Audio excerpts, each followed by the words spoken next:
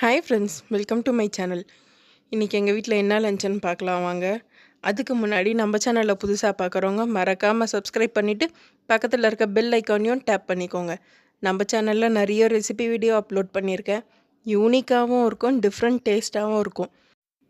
ரீசெண்டாக வாழையில biryani video upload பண்ணியிருக்கேன். அதையும் பார்த்துட்டு ட்ரை பண்ணுங்கள். யூனிக்கான ஃப்ளேவர் டிஃப்ரெண்ட் டேஸ்ட்டில் இருக்குது. மறக்காமல் அதை பார்த்து கண்டிப்பாக ட்ரை பண்ணி பாருங்கள்.